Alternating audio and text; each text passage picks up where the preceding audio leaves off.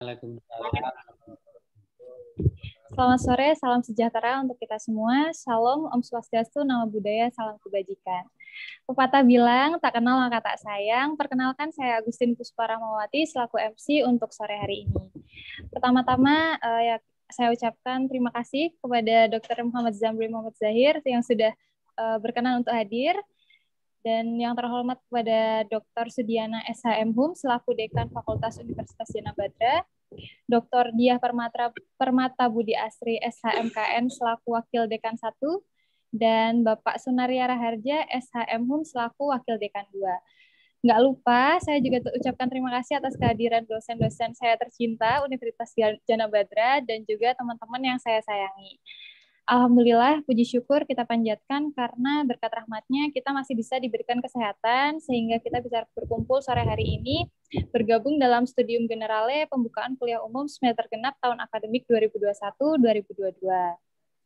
Meskipun dilaksanakan secara daring, pastinya nggak akan mengurangi keseruan dan ilmu yang akan kita dapatkan dari narasumber kita sore hari ini. Sebelum masuk, saya akan bacakan sedikit susunan acara kita sore hari ini.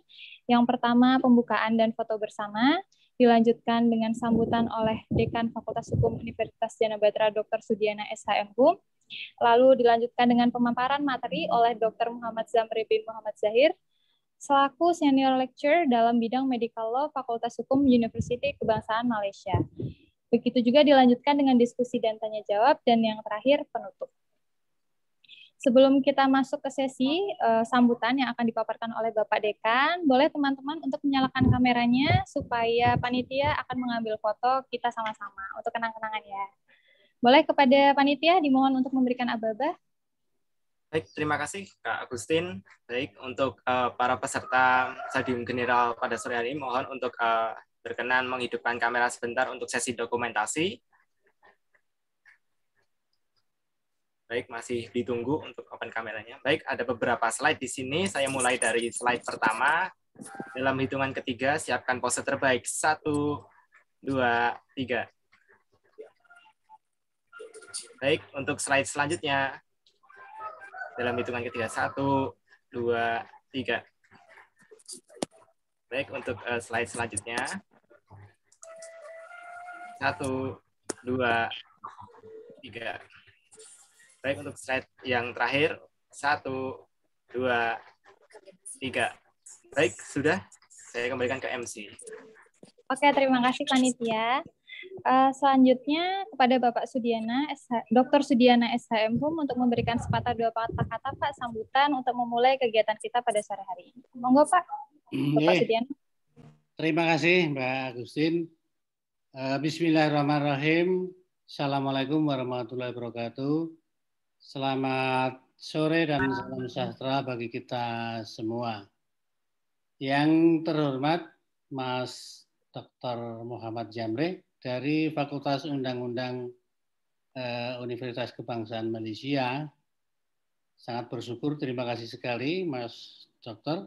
Yang kami hormati Bapak Ibu pengurus, Ibu Dr. Diah Permata Budi Asri, Wakil Dekan 1, Bapak Sunario Raharjo, SHMU, Wakil Dekan 2, Bapak Ibu Ketua-Ketua Lembaga, Bapak Ibu Ketua-Ketua Bagian Departemen Hukum di Fakultas Hukum Universitas Jana Badra, Bapak Ibu dosen dan seluruh mahasiswa yang kami sayangi. Alhamdulillah wa syukurillah. Mari kita panjatkan puja dan puji syukur kehadirat Allah Subhanahu wa taala, Tuhan yang Maha Kuasa, atas segala rahmat dan nikmatnya. Pada kesempatan sore hari ini kita bisa berhimpun kembali dalam acara Studium General Pembukaan Kuliah semester genap tahun akademik 2021-2022 dalam keadaan sehat walafiat, dan semoga Bapak Ibu sekalian dan seluruh mahasiswa selalu dalam lindungan Allah SWT, Tuhan yang Maha Kuasa. Allahumma amin.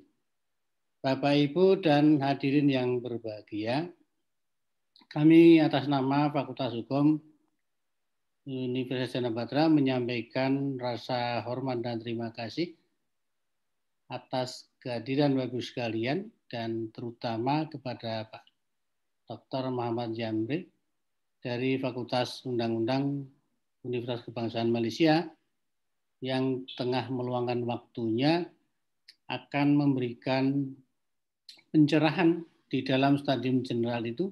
Ini terkait dengan perlindungan terhadap warga negara lansia ya, yang menjadi bagian dari kegiatan akademik pada semester genap tahun akademik 2021-2022. Bapak Ibu hadirin dan seluruh mahasiswa yang berbahagia. Seperti yang sudah kita sering lakukan setiap awal semester, kita akan selalu melakukan stadium general pembukaan kuliah secara umum dengan menghadirkan pembicara baik dari dalam maupun dari luar negeri. Yang kebetulan pada kesempatan sore hari ini kita bisa menghadirkan dari Fakultas Undang-Undang Universitas Kebangsaan Malaysia. Tidak jauh berbeda sebenarnya prinsip hukum yang ada di dalam sistem hukum Indonesia dan sistem hukum Malaysia, walaupun di Malaysia itu lebih cenderung common law system, tetapi di Indonesia yang civil law system pun sudah sepertinya akan mengarah kepada common law system. Dan bahkan antara common law system dan civil law system itu sekarang ini sudah seperti bersatu padu. Ada perpaduan antara common law system dan civil law system. Nah, sehingga nanti kita akan melihat seperti apa perlindungan hukum di dalam konsep hukum di Malaysia itu, seperti nanti akan dipaparkan oleh Pak Dr. Muhammad Jamri, yang nantinya kita pahami bersama dengan sistem hukum di Indonesia. Kalau kita mengenal perlindungan hukum berarti mulai dari konstitusi, gitu ya. Apa yang ada di dalam konstitusi akan dilihat dan dijabarkan secara menyeluruh ke dalam bentuk perundang-undangan yang ada di bawahnya. Baik itu undang-undang organik maupun undang-undang non-organik. Yang semuanya itu diharapkan bisa memberikan perlindungan kepada masyarakat. Banyak aspek yang dibahas di dalam perlindungan hukum di Indonesia. Nah, nanti kita lihat seperti apa perlindungan hukum di Malaysia itu. Nah, mungkin ke depan perkuliahan ini bisa menjadi batu loncatan untuk para mahasiswa, mungkin mengambil sebuah skripsi gitu ya, dengan pendekatan perbandingan hukum gitu ya. Jadi perlindungan hukum terhadap tenaga kerja misalnya dengan pendekatan perbandingan hukum antara Malaysia dan Indonesia. Ataupun konsep perlindungan hukum yang lain, mungkin terhadap wanita atau terhadap anak ataupun terhadap pekerja lainnya yang mungkin nanti ada sedikit gambaran terkait dengan perlindungan hukum yang dibahas oleh Dr. Muhammad Jamri. Ya. Sore hari ini yang sangat cerah, kemungkinan ada suatu perbedaan yang tidak seperti biasanya gitu ya. Ini panitianya muda-muda, MC-nya muda-muda, jadi semangatnya juga muda-muda. Nah, sehingga ada nuansa baru, ada paradigma baru di dalam kegiatan perkuliahan ini yang dulunya monoton dimonopoli oleh Bapak Ibu dosen sebagai panitia itu untuk stadium general, sekarang itu akan diarahkan kepada teman-teman mahasiswa untuk menjadi panitia, dan mungkin juga arahnya nanti bisa juga menjadi narasumber juga untuk dalam kegiatan-kegiatan stadium general untuk yang akan datang misalnya.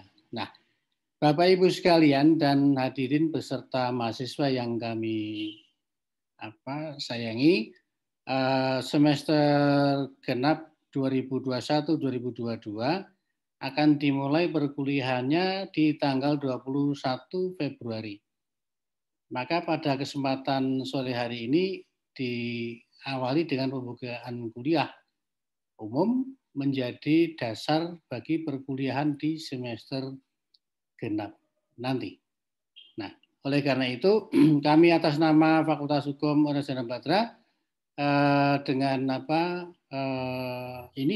menyampaikan bahwa perkuliahan untuk semester genap 2021-2022 itu dinyatakan dimulai. Nah, beberapa hal yang perlu diperhatikan di dalam perkuliahan nanti akan berbeda dengan mungkin perkuliahan-perkuliahan yang sebelumnya, yang sekarang sudah mulai banyak mahasiswa paham terkait dengan Merdeka Belajar Kampus Merdeka. Ada yang sudah bisa mengambil mata kuliah di luar prodi di dalam PT, ada juga yang mengambil mata kuliah di luar prodi di luar PT.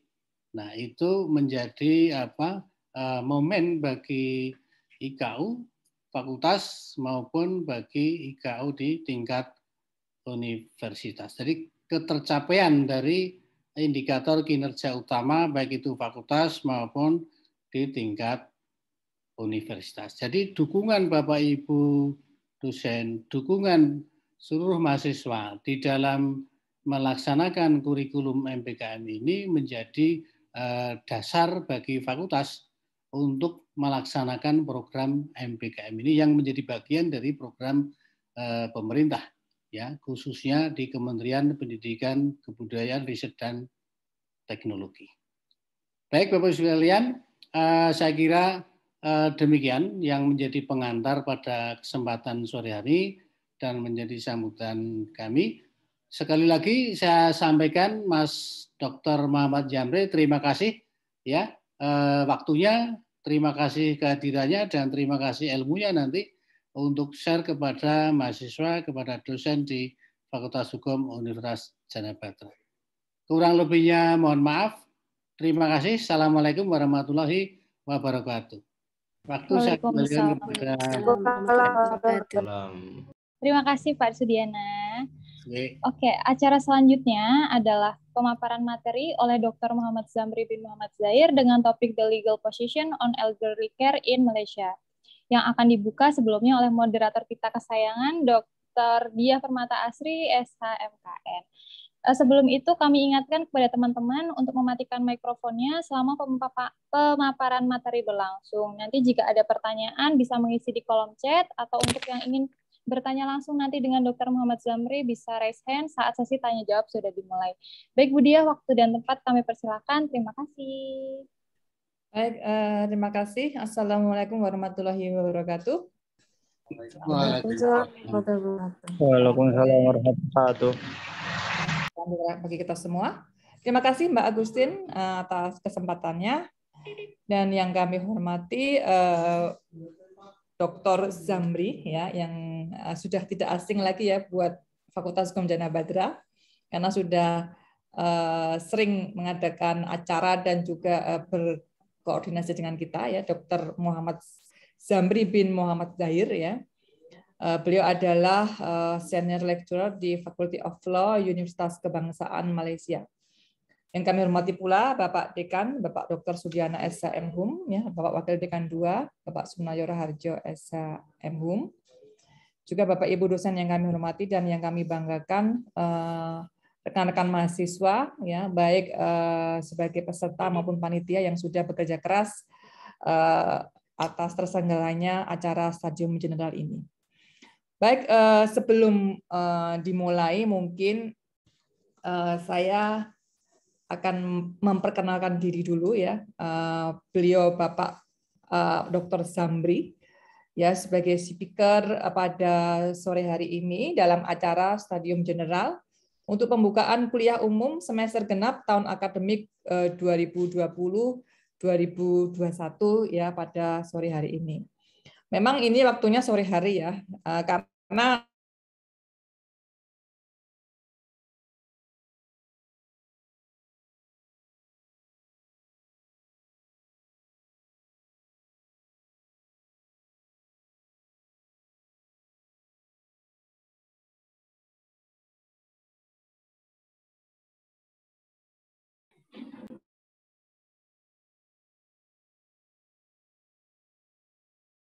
semua ya supaya nanti kita mendapatkan ilmu dari Malaysia.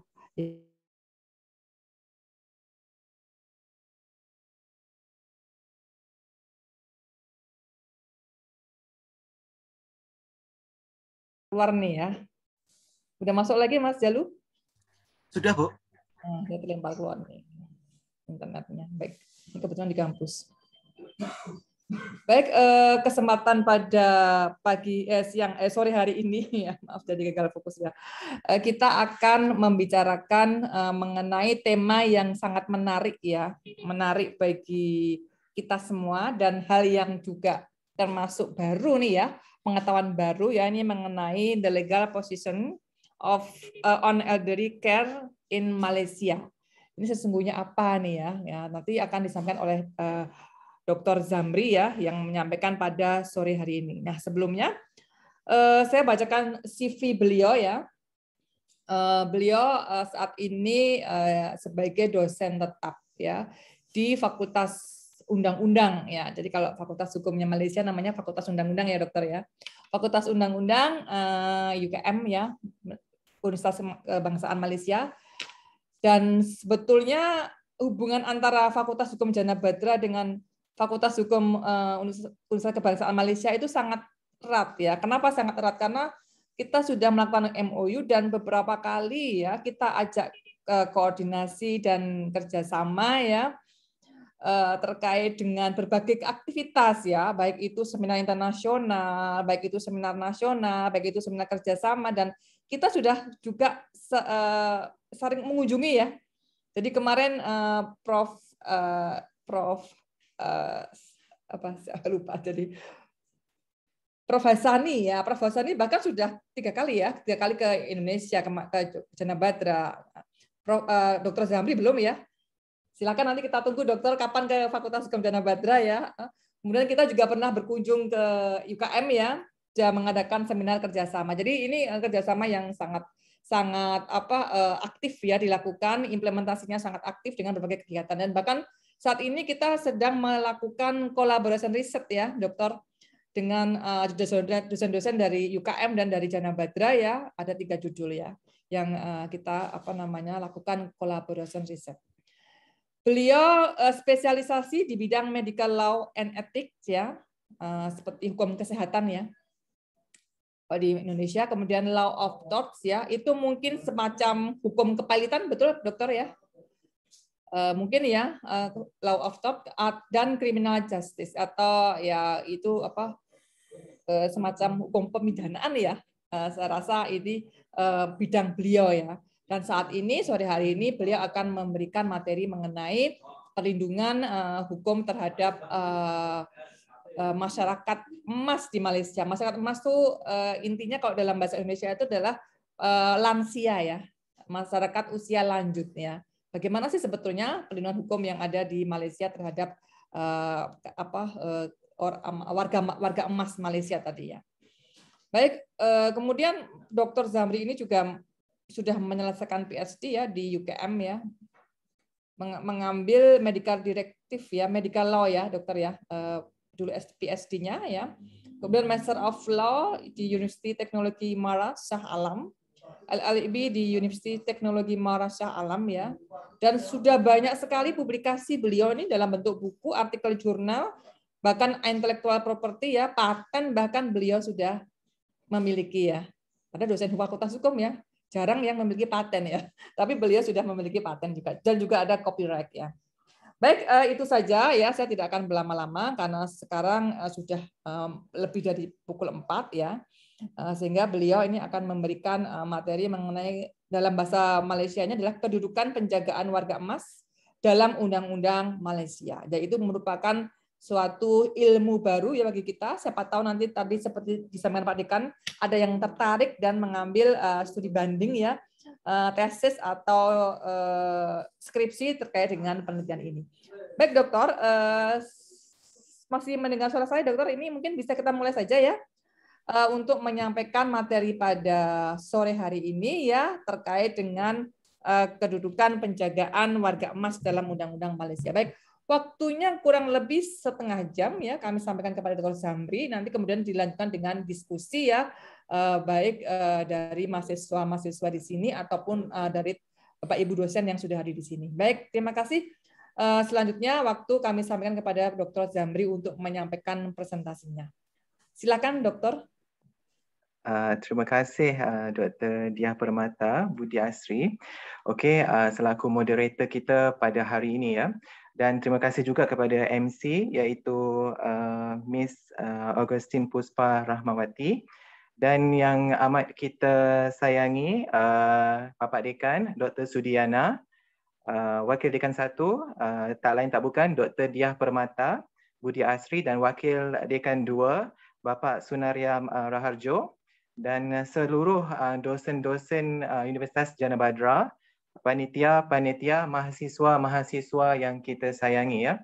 So pada hari ini tajuk kita tak lain tak bukan akan membincangkan berkaitan posisi hukum perawatan lansia di Malaysia. Ya, the legal position on elderly care in Malaysia. So dalam bahasa Melayu Malaysia, kedudukan penjagaan warga emas dalam Undang-Undang Malaysia. So hari ini kita akan teruskan ya. Jika ada apa-apa pertanyaan ya, mungkin daripada bapa-bapa, ibu-ibu, doktor-doktor, dosen-dosen, panitia-panitia, mahasiswa-mahasiswa ya yang ada di sini ingin mengajukan soalan, if you have any question that you want to ask, please ask your question. If not, I have question to ask all the audience. Okay, we proceed with our first slide. Okay, kita mulakan dengan slide pertama kita berkaitan dengan pengenalan ya, the introduction of tajuk kita pada hari ini ya. Jika ada apa-apa yang tidak faham ataupun dari sudut bahasa mungkin sedikit kurang faham, so boleh teruskan bertanya ya. So kita akan terus menjawabnya agar ia tidak terus kabur. Okey, pertamanya fungsi mental memburuk ya dengan cepat dan ekstensif seiring bertambahnya usia. So bila usia tu makin meningkat, so fungsi mentalnya akan menjadi lebih kurang berbanding di usia yang muda. Itu secara umumnya ya. Itu kita panggil peristiwa ini kita panggil sebagai proses penuaan. Proses penuaan akan mempengaruhi bukan sahaja mental, so termasuk juga fizikal, emosi, kognitif, tingkah laku ya, attitude kita dan sosial seseorang, dan ia merupakan tragedi besar bagi individu dan keluarga seseorang itu. So bila kita meningkat kepada usia ya, kita akan mempunyai sedikit masalah ya berkaitan perubahan mental, fizikal, emosi dan kognitif. So ini bukan sahaja terjadi ya dalam kalangan masyarakat di sebuah negara tapi di seluruh ataupun di kebanyakan negara. So kita akan tengok satu persatu, tapi tujuan hari ini kita akan tengok dari konteks ilmu hukum dari segi perundangan in the context of law. Okey. Seterusnya, keadaan ini menimbulkan masalah dalam konteks undang-undang yang serius kerana keadaan ini telah menolak anggapan asas undang-undang bahawa setiap orang mempunyai keupayaan keupayaan dan memutuskan perkara-perkara yang berkaitan dengan kesihatan, harta benda ataupun urusan peribadi. Yeah. So the aging process will affect a person's physical, emotional, cognitive, attitude and social changes. And this situation, the elderly, also known as a senior citizen, are a group that is categorized as people who have passed at certain limit. So dia ada masalah dari segi kompetensi, dari segi keupayaan. So sama ada seseorang itu, seseorang lansia, lanjut usia, mampu ataupun kompeten untuk membuat sesuatu keputusan. Itu mempunyai sesuatu masalah.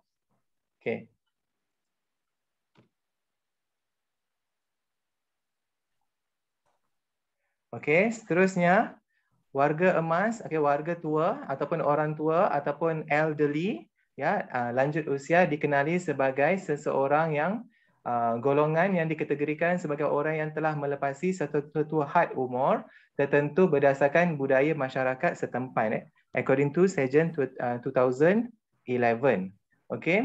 Menurut World Assembly on Aging 1982 di Vienna, warga emas ataupun lansia ditakrifkan sebagai individu yang berumur 60 tahun dan ke atas. Umur 60 tahun dan ke atas. So dari sudut pandangan Pertubuhan Kesihatan Sedunia, World Health Organization, WHO, orang tua iaitu lansia ialah mereka yang berumur melebihi 55 tahun. So berbeza pendapat daripada, kalau kita tengok daripada menurut World Health Organization, WHO, dan World Assembly on Aging 1982 yang berbeza dari konteks umur.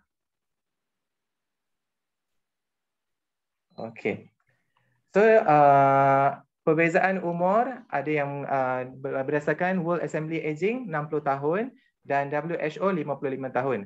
Namun di negara maju dan membangun, golongan tua ialah mereka yang melebihi 65 tahun disebabkan oleh taraf pendidikan, kesihatan, ekonomi yang lebih tinggi. Sesungguhnya jelaslah bahawa terdapat pelbagai pentakrifan dalam konteks warga emas ataupun lansia.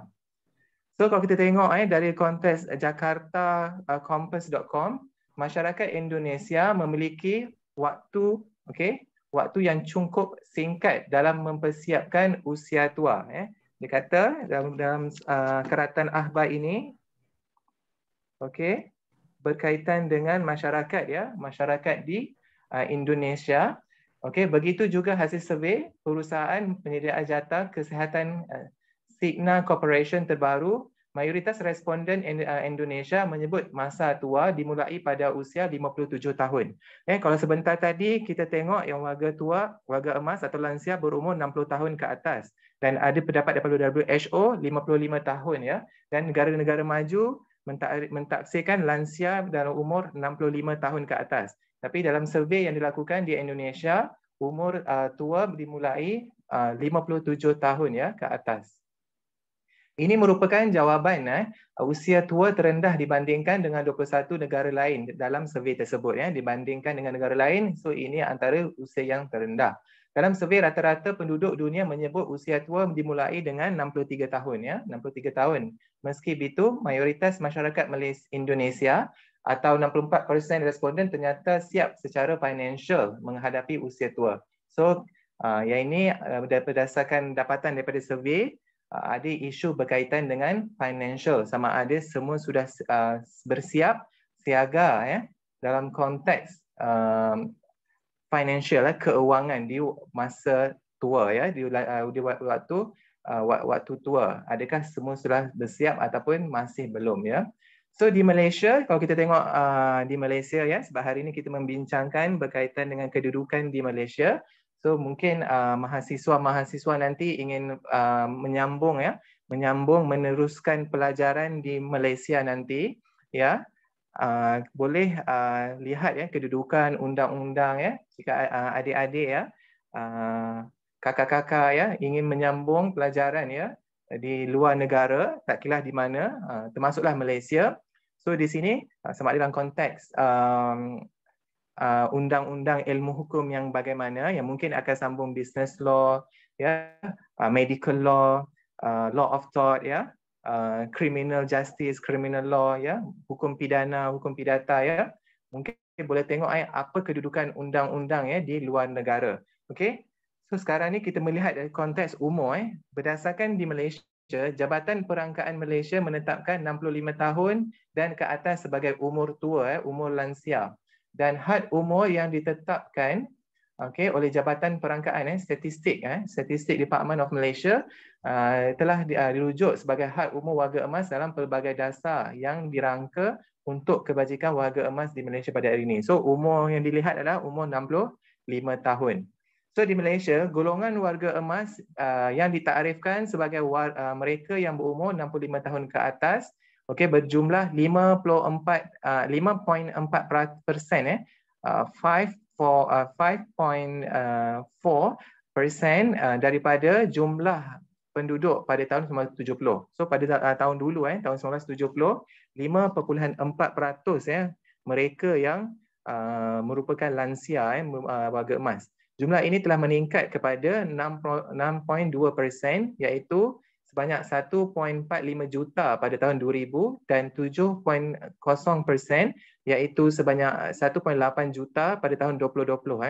Jumlah ini dijangka akan mencapai sehingga 15% pada tahun 2030.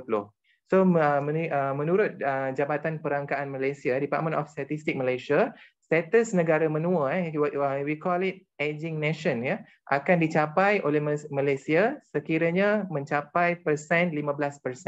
Ya, jika negara itu mencapai 15%, so ia disifatkan sebagai negara yang menuju kepada aging nation, negara menua, ya. Keseluruhan penduduk Malaysia terdiri daripada warga emas, ya. Kalau dalam konteks, ya, jika melebihi 15%, ya. Dengan jumlah penduduk warga emas yang semakin meningkat, ia akan menghasilkan unjuran ke arah negara menua pada tahun 2030. So sekarang ni peningkatan jangka hayat terhasil daripada peningkatan perkhidmatan kesihatan, kualiti kehidupan, pembangunan sosioekonomi negara dan peningkatan taraf pendidikan. So bila mencapai umur yang lebih tua, so umur untuk hidup makin berkurangan, ya, dalam konteks jika kita lihat dalam konteks umur, ya. Tapi bila kita bercakap berkaitan dengan ajal maut, ya, itu lebih kepada itu semua ketentuan Tuhan. Tapi yang ini jika kita ditafsirkan dari segi matematik, ya, dari segi perkiraan umur, ya, bukan itu saja. Dalam konteks umur juga, jika ia melebihi umur muda, ya, jika kita lihat daripada bayi, baby, so hingga remaja, youngster, dan adult, dewasa, dan kepada warga, warga lepas dewasa, warga emas, ya, warga emas ataupun lansia lanjut usia, so umurnya semakin meningkat, ya. So kualiti kesihatan jika kita bandingkan daripada kecil sehingga dewasa ataupun sehingga tua, sehingga lanjut usia, so kualiti dia akan berkurangan, ya, dari segi dalam konteks itu. So ada persoalan berkaitan dengan kesihatan, kualiti kehidupan, pembangunan sosioekonomi negara dan peningkatan taraf pendidikan, ya. Okey, cuba tengok, ya, dekat universiti, ya, universitas, college, ya.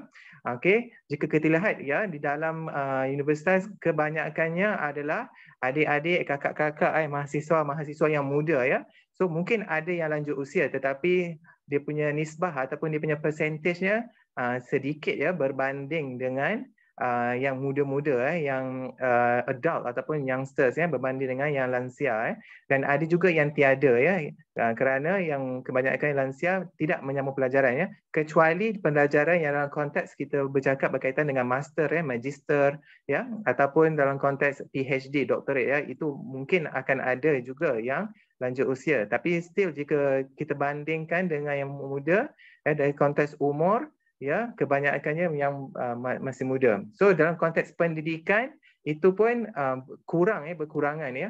Dalam konteks sosioekonomi negara, jika kita bandingkan dari segi ekonomi negara yang bekerja, kebanyakannya yang muda, kualiti kehidupan, ya, jika kita lihat yang warga emas yang kebanyakan ada juga yang mendera, yang abuse, ya, the adult, ya, abuse the older people, abuse the elderly, ya, dan ada juga yang menghantar ya ibu bapa, bapa-bapa, ibu-ibu ke pusat-pusat jagaan ya dan mengabaikannya. Itu ada isu-isu pengabaian they just careless ataupun they just ignore atau neglect their parents ya, or their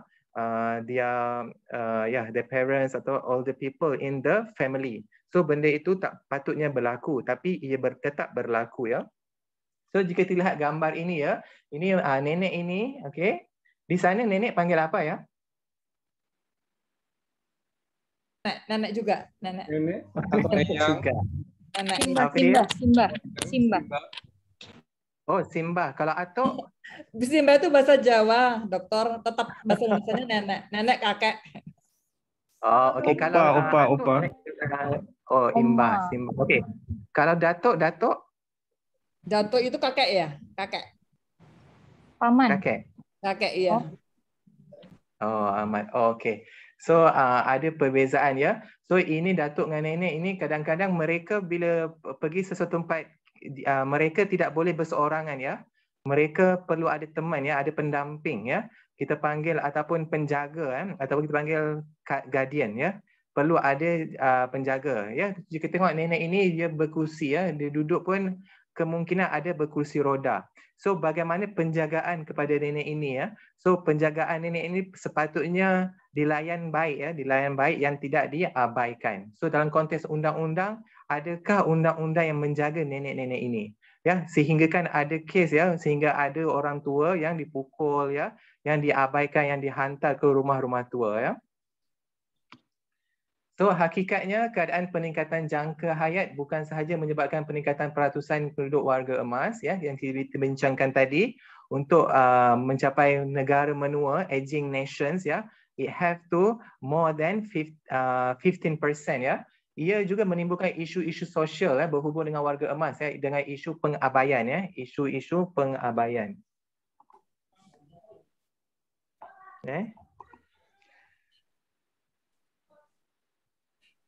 Okey, ini saya ambil petikan ya dari ayat Al-Quran ya. Mungkin tadi siapa yang telah solat asar mungkin boleh tengok balik Al-Quran ya, surah An-Nisa ayat 36 ya, maksudnya and worship Allah and do not associate anything with him and do good to both parents ya. Dalam bahasa dan sembahlah Allah dan janganlah kamu sekutukan dia dengan sesuatu apa jua dan berbuat baiklah kepada kedua ibu bapa ya. Dia punya keyword is berbuat baik ya, do good ya. Do good maksudnya kita berbuat baik dan tidak harm ya. We have no kita tak boleh buat baik buat jahat ya, buat jahat ataupun we harming our parents or older people Tak boleh kita melakukan sesuatu yang membahayakan mereka ataupun memberi kebinasaan kepada ibu bapa ataupun warga emas ya, ataupun lansia.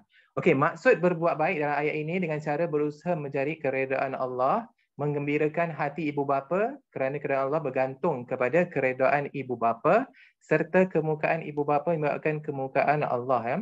Justru sangat jelas bahawa menjadi kewajipan seseorang anak ya untuk memuliakan dan memastikan keperluan ibu bapanya dipenuhi sebaik mungkin sama ada dari segi fizikal, mental dan emosi supaya mereka berada dalam situasi bahagia dan sejahtera hingga ke akhir hayat ya.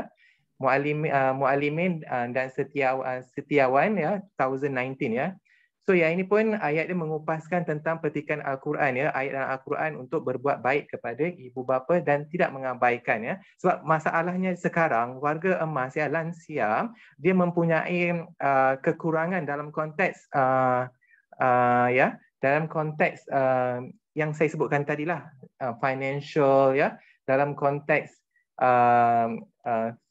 physical, mental ya, jika dibandingkan waktu mereka muda ya, jika dibandingkan dengan waktu mereka dewasa ya. So sesungguhnya termasuk dalam dari mengagungkan Allah adalah memuliakan seorang muslim yang sudah tua Ini hadis ya daripada hadis riwayat Abu Dawud nombor 4843 Sesungguhnya termasuk dari mengagungkan Allah ya Tuhan adalah memuliakan seseorang muslim yang sudah tua ya. So sini kalau jika kita memuliakan, membantu dan menolong mereka yang sudah tua, itu adalah kita insya-Allah ya kita akan diberi balasan yang baik juga ya. dan kita seolah-olah mengagungkan Allah itu ya. Okey. So yang ini jika kita lihat ya gambar nenek ini, okey, nenek atau embah ya. Kalau kita lihat yang siapa yang bela nasib mereka ya, mereka sudah tua. So kita yang muda ini perlu membela warga emas ya. Pengabaian warga emas lansia berlaku di kebanyakan negara ya. So contohnya boleh dilihat apabila golongan warga emas yang mengalami masalah ketidakupayaan fizikal, mental dan kesihatan tidak dipedulikan oleh anggota-anggota keluarga dan masyarakat ya. Keluarga, family sendiri ya, just ignore, neglect their parents or their older people ya. So tak boleh ataupun jika bukan keluarga, masyarakat and society ya. Jika masyarakat yang ada di situ pun just hanya membiarkan ya. So itu pun tidak boleh Sepatutnya bila ada warga emas ya yang ingin melintas jalan ya, yang ingin mendapatkan makanan, kita perlu membantu Kita perlu membantu mereka ya. So berdasarkan statistik oleh Majlis Kebajikan dan Pembangunan Masyarakat Kebangsaan Malaysia, MAKPEM, seorang daripada 10 orang warga emas di Malaysia diabaikan oleh anak-anak dan ahli keluarga walaupun tinggal bersama So nisbah dia agak besar satu orang ya, satu individu jika dibanding dengan 10 orang ya, warga emas di Malaysia diabaikan oleh anak-anak dan ahli keluarga. Ahli keluarga walaupun tinggal bersama. Bukan itu sahaja, malahan hampir 5% dari warga emas ya, lansia di Malaysia telah mengatakan bahawa mereka tidak pernah menerima apa-apa bantuan penjagaan, kewangan atau keperluan lain daripada anak-anak mereka. Data daripada LPPKN 2015. So yang ini berkaitan dengan warga emas itu mereka tidak mendapat penjagaan, keuangan ataupun keperluan lain daripada anak mereka. Juga kita ingat ibu bapa orang warga emas ya, mereka bersusah payah melahirkan anak-anak ya yang kecil ya, memberi keuangan, bagi nafkah, duit, wang ringgit, masukkan mengajar ya, sehingga dihantar ke Universitas Jana Badra, sehingga dihantar ke Fakultas Hukum Jana Badra, dihantar ke Fakultas Hukum UKM ya. Tetapi anak-anak mengabaikan mereka. Anak-anak tak memberi wang ataupun duit kepada ibu bapa. Mereka tidak bekerja ya. Bagaimana mereka mau makan ya? Mau makan kecuali kamu masak untuk dia, kecuali saya masak untuk dia. So dia adalah untuk makan. Tapi jika kita balik pun tidak masak, mereka tak ada makan. Itu ada isu-isu pengabaian the issue of neglecting the older people the elderly Semuanya itu tak perlu berlaku Tapi kalau kita tengok percentage ataupun nisbah di Malaysia pun agak tinggi 1:10. Lepas tu 5% daripada warga Malaysia mengatakan tidak menerima apa-apa bantuan penjagaan keuangan dan keperluan So benda ini amat menyedihkan dan perlu ada penambahbaikan We have to improve this problem we have to cater this problem Di sini jelas bahawa golongan warga emas yang mengalami masalah kesihatan dari segi kesihatan kronik atau masalah mental seperti demensia ataupun kurang upaya sering menjadi mangsa pengabaian. Warga emas kadang-kadang dia ada masalah, ini bukan semua tapi ia terjadi kepada warga emas Dia ada masalah demensia Masalah demensia maksudnya dia dari segi kekurangan dari segi mental So kadang-kadang dia lupa kadang-kadang dia beli what we call dia beli sana kuih karipap panggil apa? Siapa Pak? Dokter? Kuih karipap. Kuih kearifan apa ya? Karipap.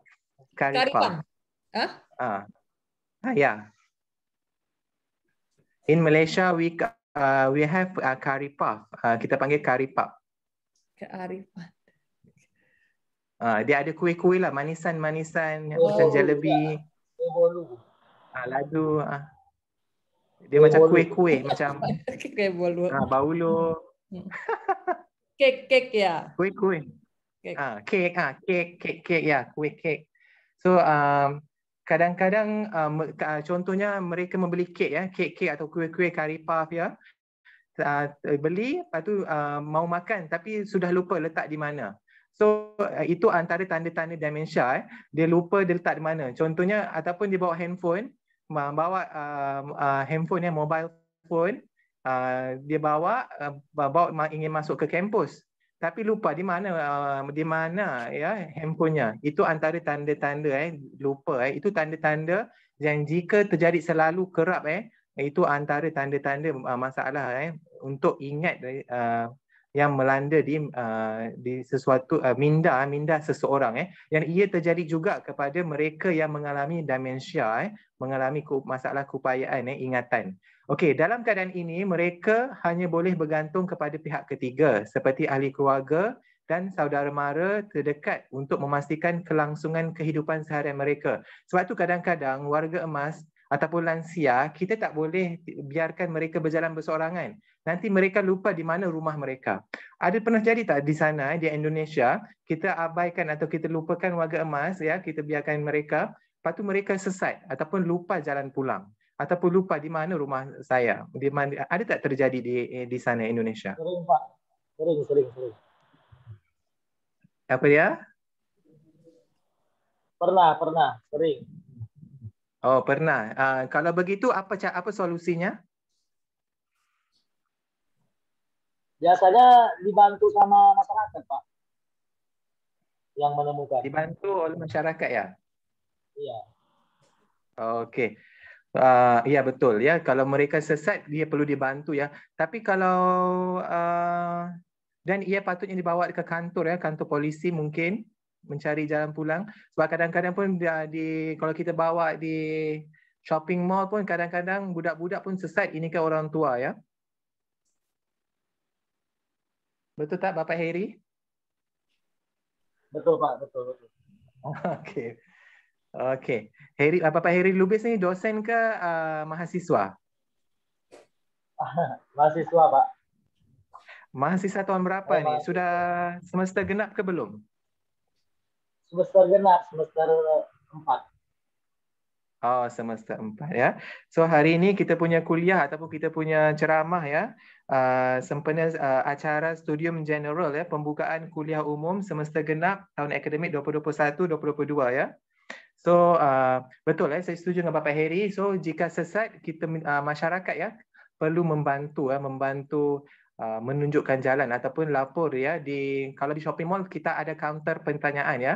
Kita boleh tanya, kita bawa je ke kaunter pertanyaan bantu warga emas ataupun jika ada balai polis stesen polisi so kita boleh bawa ke jumpa bapa polisi warga emas ini supaya mereka berjumpa balik saudara mara mereka, ahli keluarga, family mereka ya. So perkara ini secara tak langsung telah menunjukkan keperlunya wujudnya sistem penjagaan warga emas di Malaysia. Okey, ini antara tanda-tanda gejala demensia. Jika warga emas ada, itu antara tandanya. Okey, ada tak dalam kalangan mahasiswa ataupun dosen-dosen ataupun mahasiswa-mahasiswa yang kita raikan hari ini sempena acara Studium General ini, ada tak di kalangan anda mempunyai salah satu masalah ini dalam masalah ini kita dekaitkan hari ini berkaitan dengan lansia lanjut usia. Tapi ada tak mahasiswa-mahasiswa yang masih lagi muda saya kira belum lagi lansia so ada tak masalah dalam pemikiran abstrak ataupun hilang daya ingatan ataupun meletak barang di tempat lain atau kerap tertinggal barang, perubahan emosi secara tiba-tiba dia happy sekejap, lepas tu dia marah lepas tu tiba-tiba dia sedih, dia menangis-nangis ataupun perubahan dalam perwatakan sekejap ia baik, tiba-tiba dia berubah, change jadi tiba-tiba ia jadi jahat ataupun memukul-mukul orang ataupun hilang minat dalam pekerjaan dan hobi, hilang keupayaan membuat penilaian, masalah dengan orientasi, sukar mencari perkataan yang mudah, ingin bercakap tapi tak tahu nak menggunakan perkataan apa yang mudah membantu kepada orang yang mendengarnya. Masalah dengan aktiviti yang biasa dilakukan. Aktiviti itu ia biasa lakukan tapi ia lupa ia lupa.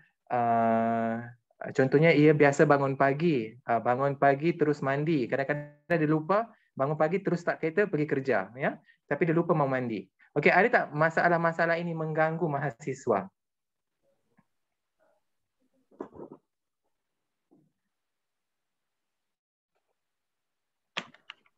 Belum ada belum ada masalah itu. Belum ada. Belum. Okey, mungkin saya ingin tanyakan kepada Anas?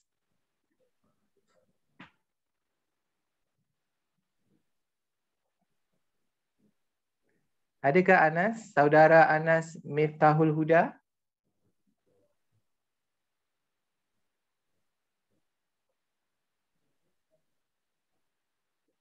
Halo Mas Anas.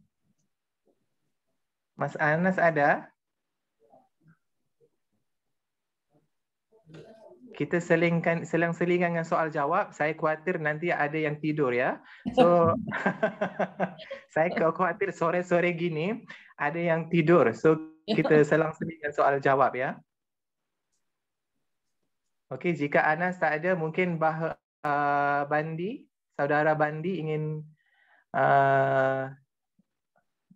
bercakap berkaitan dengan tanda-tanda ini. Mas Bandi. Mas Bandi, kok malu-malu?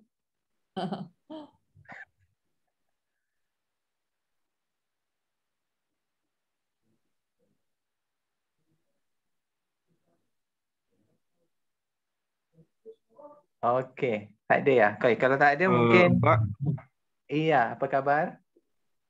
Kalau lupa kunci motor atau lupa remote TV itu gejala demensiana nggak Pak? Untuk seumuran saya yang kira-kira 20-an. Okey, untuk lupa itu, okey saya pun okey itu lupa, saya pun ada lupa. Okey, Mas yang bercakap pun ada lupa kunci motor.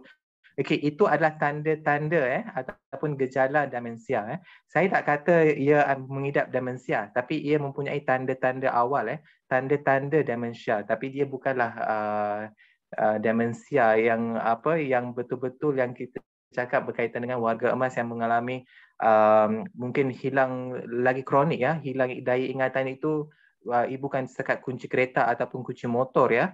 Ia berkaitan dengan benda-benda yang lebih banyak dan lebih besar ya. Tapi tanda-tanda awal ataupun tanda-tanda itu merupakan tanda-tanda demensia ya. Okey. So kalau kita lihat ya di dalam Alzheimer Indonesia kenali 10 gejala umum demensia Alzheimer dari sekarang ya.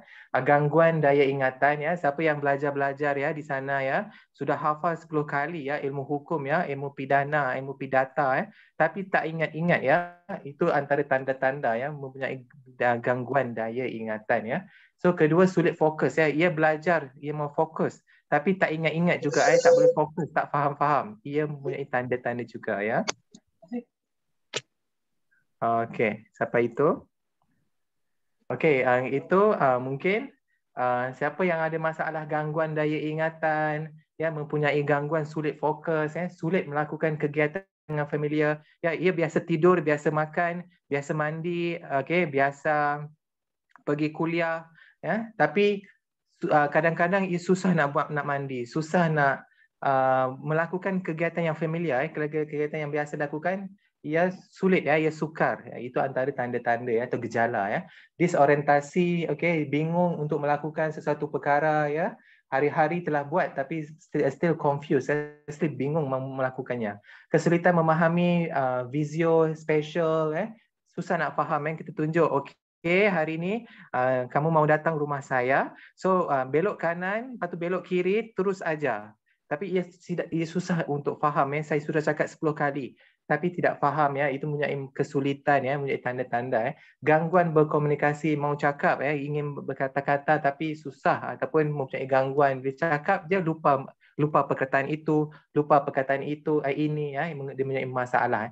Menaruh barang tidak ada pada tempatnya. Mencari-cari macam tadi kunci motor dia mencari kuncinya dalam poket sedangkan tak ada dalam poket dia terlupa. Kemudian kuncinya ada di teman wanitanya Itu contoh-contoh. Okey, menaruh barang tidak ada pada tempatnya ataupun salah membuat keputusan ingin membuat keputusan tapi dia tersalah Lepas tu menarik diri dari pergaulan dia tak nak bergaul, ingin duduk sorang-sorang. Okey, perubatan perilaku dan kepribadian Dia ada perubahan tiba-tiba ia menjadi orang yang lain dari posisinya. Mungkin ada beberapa soalan mungkin mahasiswa ingin bertanya tentang tanda-tanda gejala sebelum kita ke slide yang seterusnya. Pak. Ya. Terus bedanya demensiana dan ingatan jangka pendek itu gimana Pak? ingatan kan dibagi atas dua, ingatan jangka pendek sama ingatan jangka panjang. Ingatan yang jangka panjang itu ingatan jangka pendek yang diulang. Jadi kalau ingatan jangka pendek itu ingatan yang dilupakan. Terus bedanya demensiana sama ingatan jangka pendek itu apa, Pak? Kalau ingatan jangka pendek itu ia baru mengingati sesuatu, lepas tu ia lupa dan ia tidak ingat kembali. Kalau ingatan jangka panjang itu benda itu sudah lama berlaku, dan ia telah lupa. Itu ingatan jangka panjang yang mempunyai masalah dalam ingatan, ya. Jangka panjang yang telah lama berlaku, ya. Jangka pendek ni ia baru berlaku, ia sudah lupa. Baru berlaku sudah lupa. Sebab itu kadang-kadang orang, ya, bila kita ingat bila macam orang tua, Mas mungkin boleh interview ataupun temu bual, temu ramah atau temu bual orang yang tua, melihat mereka, kadang-kadang mereka lupa cucu mereka yang baru lahir ini, ya. Tapi mereka melihat ia kenal anak mereka itu, tapi anak mereka yang dikenal itu seolah-olah anaknya masih muda. Sedangkan anaknya dah 50 tahun, tapi ia menganggap anaknya macam baru je menyambung pengajian di Universitas Jana Badra. Itu ingatan yang jangka panjang. Tapi jangka pendek ni macam anaknya itu sudah 50, dan dia sudah cucunya baru lahir, dia pun sudah tidak ingat, ya. Ini cucu yang mana ini? Itulah itu antara contoh-contoh simple, ya, yang mungkin Mas mungkin boleh lihat, ya, berkaitan dengan ingatan jangka pendek dan ingatan jangka panjang. Kadang-kadang seseorang mempunyai masalah dalam ingatan jangka pendek dan seseorang mempunyai masalah ingatan jangka panjang. Tapi kedua-duanya masalah ingatan itu adalah tanda-tanda gejala demensia. Jadi problemnya ingatan jangka pendek sama ingatan jangka panjang itu ada hubungannya sama demensiana, ya, Pak? Iya, betul. Ia ada kaitan dengan demensia. Demensia ni kalau segi umumnya dia ada konteks minda, dari kekurangan dari sudut minda, semua benda lah yang saya sebutkan tadi, ya, berkaitan dengan pemikiran, ingatan, ya, dan apa-apa yang ia telah lakukan sebelum ini, ya, benda yang familiar ia buat, ia sudah lupa. Dia ada kekurangan dari sudut minda. Itu dari segi takrifan umum, ya. Okey, kalau tengok daripada takrifan kalau kita tengok dari Kementerian Kesihatan Malaysia, MyHealth, KKM, ya, Ministry of Health, ya. Demensia adalah sejenis penyakit otak yang progresif. Ya, ia boleh membawa kepada penurunan dalam menjalankan aktiviti harian yang boleh menyebabkan pesakit memerlukan penjagaan masa panjang, ya. So dia ada masalah, okey, dia bagi takrifan yang umum, ya, masalah otak, atau penyakit otak yang progresif, ya. Dia ada turun naik dia. So dalam konteks ini penurunan dalam menjalankan aktiviti harian, ya. So aktiviti harian saya cakap tadi, mungkin boleh lihat biasanya hari ini kita bangun, kita sembahyang subuh, kita pergi toilet dulu, kita pergi toilet dulu dan kita mandi ataupun kita solat dulu, ya. Lepas tu kita pergi kuliah, kita makan, kita balik, Itu adalah kerja harian, Tapi bila ada masalah penurunan dari segi ingatan ataupun segi minda, berkaitan dengan aktiviti harian, itu boleh dikaitkan dengan demensia. Sebab itu demensia ni selalu dikaitkan dengan lansia, warga emas, ataupun kita sebut elderly. So yang ini menyebabkan pesakit memerlukan penjagaan masa panjang. Sebab tu yang ini perlu adanya guardian, penjagaan, atau penjaga, untuk mendamping, untuk membantu warga emas.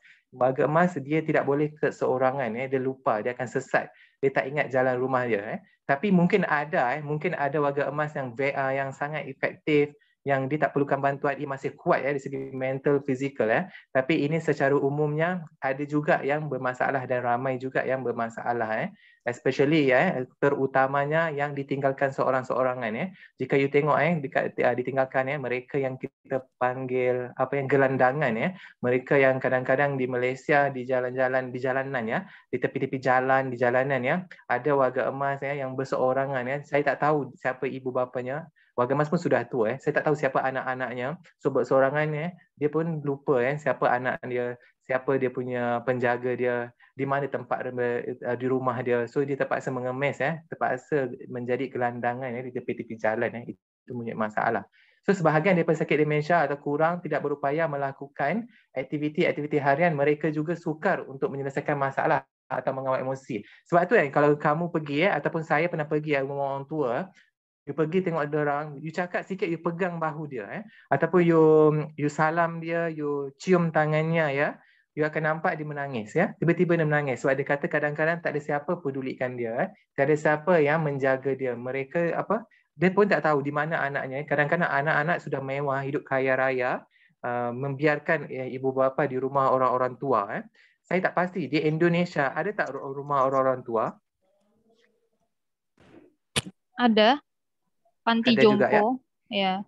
Okay. So dekat Malaysia pun ada banyak rumah-rumah orang tua. So di sana mungkin Augustine Miss Augustine akan boleh Miss Augustine Puspa mungkin boleh kongsikan pengalaman ataupun apa yang mungkin yang izin undur diri baik-baik aja. Okey, mungkin ada pengalaman ataupun melihat dari segi observation berkaitan dengan rumah-rumah orang tua ini. Apa pendapat kamu? Kalau di Indonesia tuh seringnya because mereka tuh nggak punya maksudnya keluarganya udah nggak mau ngasuh lagi gitu loh, dokter Zamri. Jadi kebanyakan memang banyak anak yang mungkin udah nggak bisa ngurus their parents and then they took them to the panti jompo. Dan itu aja sih paling. Kalau aku sebenarnya jujur baru satu kali datang ke panti jompo and I'm crying like a river because when I see them, I have thought about my parents and how I don't want my parents to my parents feel the same like what they feel. Tapi banyak juga panti jompo yang aku tahu itu bagus dalam artian karena memang karena orang anaknya nggak bisa ngurus orang tuanya, jadi mereka pikir kalau dianya di rumah itu malah kesepian. Jadi karena kalau di panti jompo kan banyak elderly-nya juga yang seumuran, jadinya memang lebih banyak teman ngobrol because the older they get, they want us to be more like talkative with them, like kayak gitu, Dr. Zamri. Okay, so kalau is it the same case in Malaysia also? Ya, kurang lebih begitu juga yang terjadi. Cumanya di sana ramai tak dia punya tempat itu cukup tak untuk warga emas itu? Kalau yang aku datengin itu karena dia mungkin yayasan, it's like yayasan yang bagus gitu dan donaturnya tuh banyak, jadi memang layak aja gitu. Cuman yang nggak teganya tuh lebih kayak mereka kayak ya udah gitu, kayak begitu aja gitu loh, Dr. Zamri. Do you get it? Or, I'm sorry. So yang di sana itu kamu sebagai volunteer? Iya, it's like 2 or 3 years ago. Okay, mungkin lepas ini boleh banyakkan lagi program-program sebegini program-program mahasiswa-mahasiswa melawat rumah-rumah tempat-tempat warga emas membantu dari segi operasi khidmat masyarakat membantu society mungkin antaranya mungkin boleh melawat tempat warga emas orang lansia untuk membantu mereka. Mungkin kita boleh lihat mungkin dari segi moral, social, ataupun psychological kepada mereka yang lansia, lanjut usia. Okey, terima kasih pada Miss Augustine. Okey, ini takrifan Okey, ini takrifan berkaitan dengan apa itu demensia, berapa kerap berlakunya demensia. Kadar kekerapan demensia berlaku ada di antara 2% hingga 20%. Ianya berganda setiap 5 tahun peningkatan usia bagi mereka yang berumur 65 tahun ke atas. Lebih dari separuh pesakit demensia mengalami Alzheimer, nyanyuk. Nyanyuk ni dia lupa terus, dia lagi teruk daripada demensia. Demensia dia dulu dari tanda gejala-gejala yang tadi itu. Kalau nyanyuk ni dia lupa terus, ia terlalu susah untuk mengingati. Dia tak ingat langsung anak-anaknya, dia ingat anaknya masih kecil sedangkan anaknya pun sudah tua. So yang ini berlaku masalah demensia ni 2% hingga 20% setiap bertambah 5 tahun daripada segi umur 65 campur 5 70, campur 5 75, campur lagi 5 80. So ada masalah ini.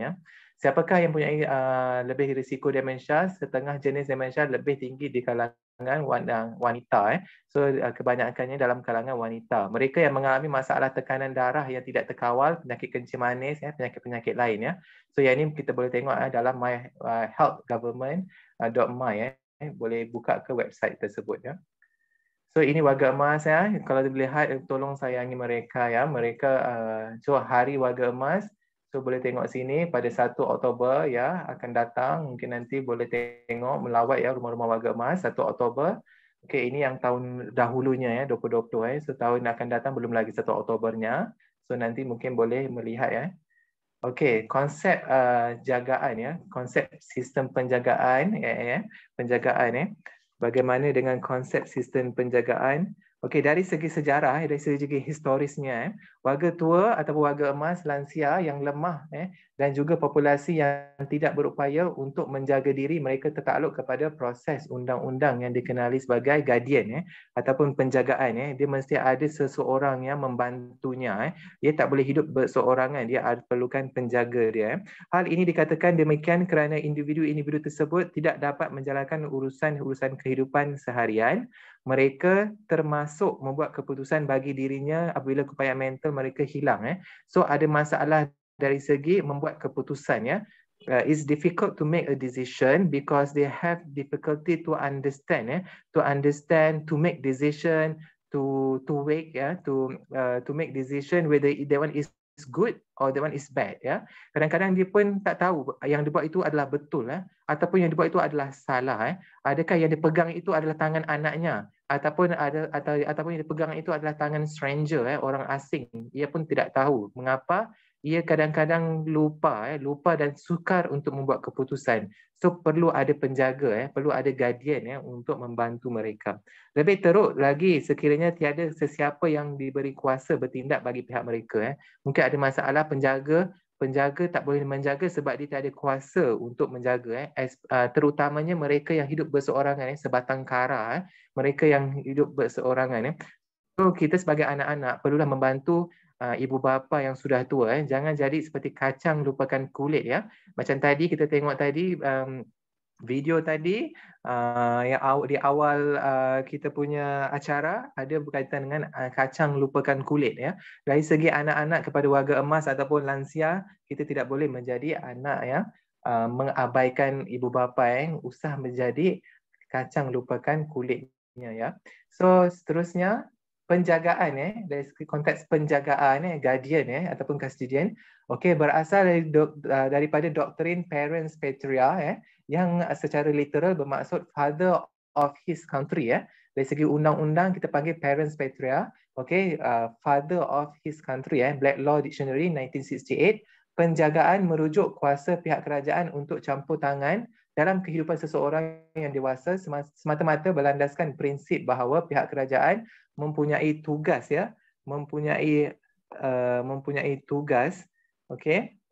untuk melindungi seseorang individu yang kurang upaya sebagaimana ibu bapa yang melindungi anaknya.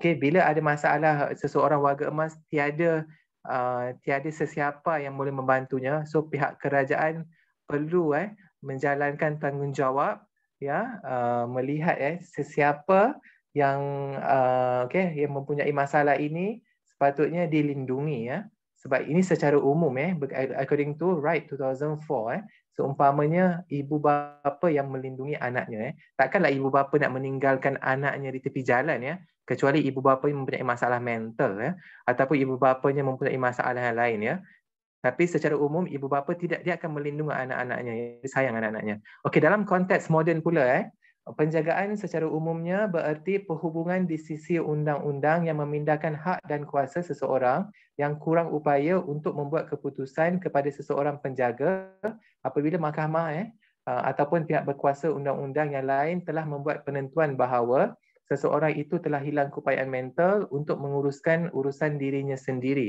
So pihak kerajaan atau pihak mahkamah mempunyai kuasa memberikan hak penjagaan kepada siapa yang boleh menjaga membuat jagaan kepada seseorang itu So dalam konteks kita Adeli ni perlu ada hak penjagaan kepada warga emas sekiranya warga emas itu tiada penjaganya.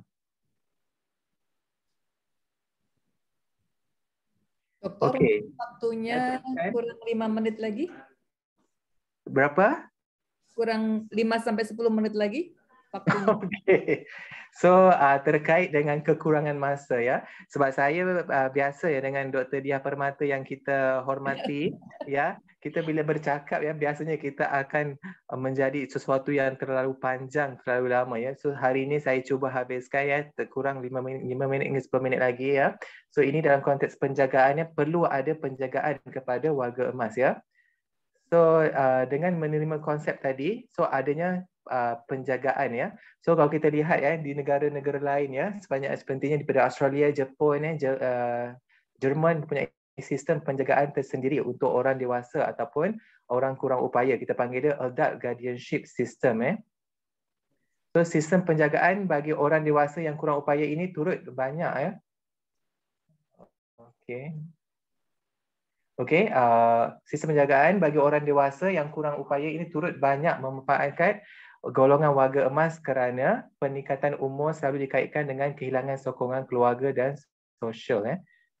So dalam segi konteks perlembagaan persekutuan dan warga emas when talking about Federal Constitution of Malaysia Constitution warga emas sejak zaman kemerdekaan pihak kerajaan Malaysia telah mengubah pelbagai undang-undang dan dasar serta menubuhkan pelbagai agensi dan jabatan organisasi berkait dengan warga emas elderly sebab kita ingin menjaga kebajikan welfare kepada warga emas ini ya.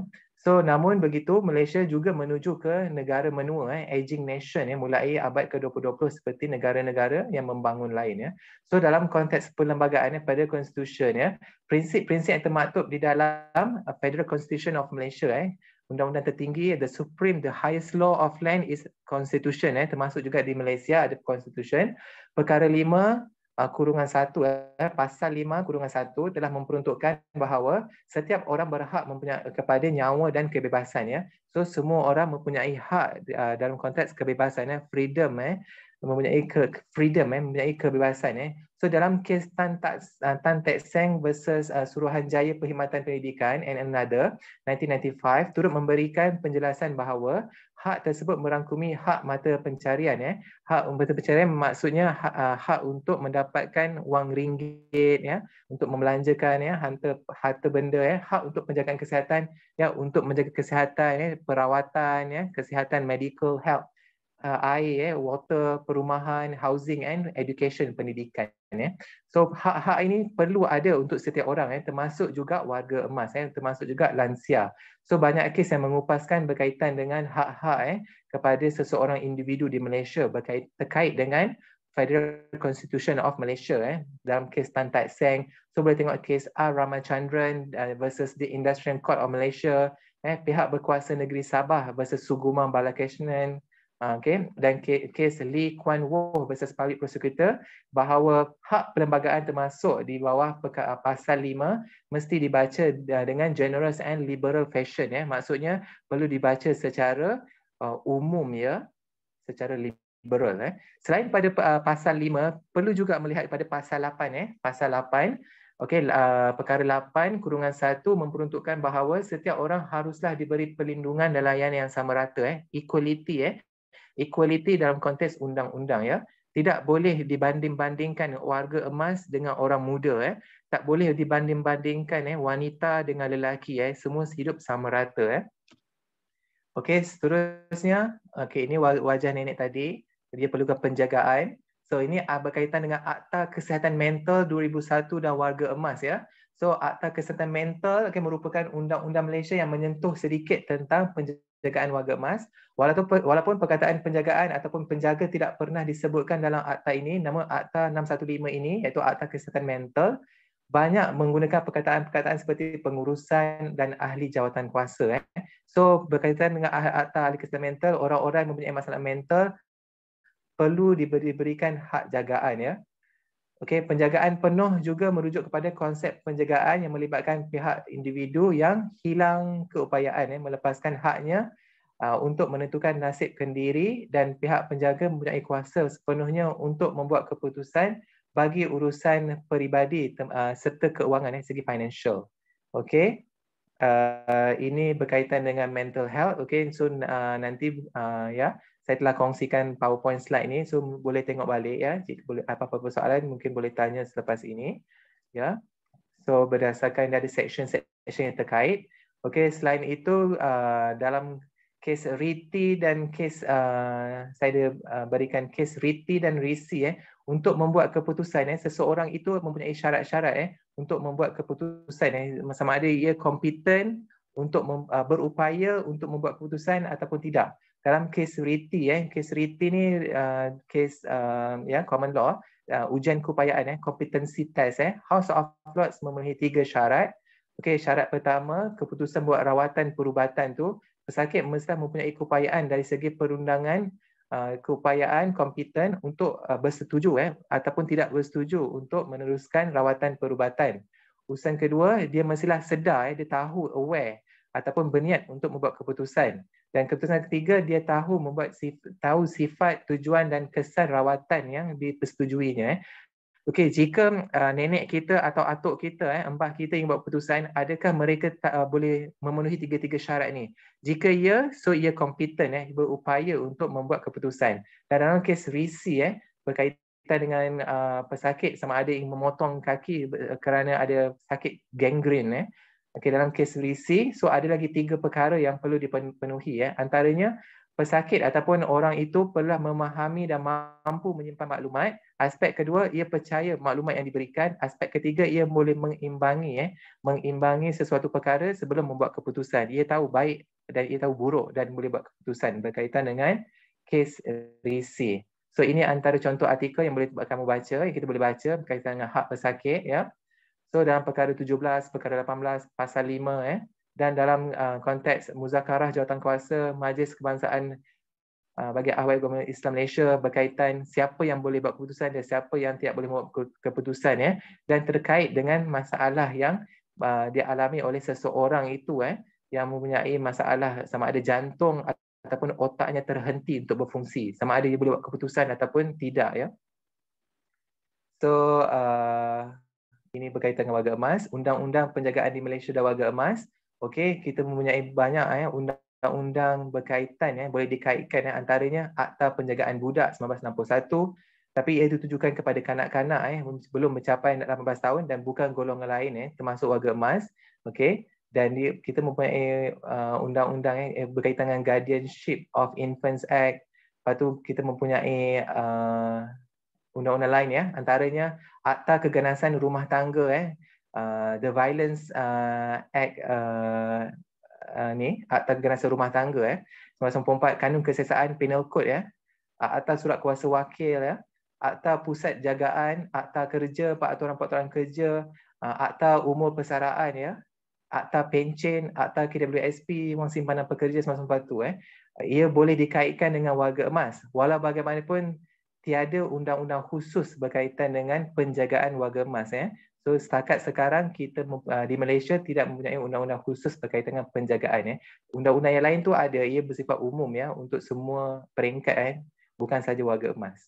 So ini kalau mau lihat mau kupas satu-satu ia akan mengambil masa yang lama. So jika boleh lihat semua akta ini bercakap dengan macam contohnya Akta Keganasan Rumah Tangga dia memberikan perlindungan undang-undang kepada mangsa-mangsa keganasan rumah tangga dan perkara-perkara yang relevan Cumanya ada isu berkaitan dengan penjaga warga emas, so bagaimana mereka sama ada tergolong dalam akta ini ataupun ia memerlukan akta khas berkaitan dengan warga emas. Itu antara isu yang perlu dikupas. Okey. So jika terlihat di Indonesia, Ministry pushes for revision of law on welfare during National Day for the Elderly. So di Indonesia ada akta kita akan lihat sebentar lagi. Cumanya ia memerlukan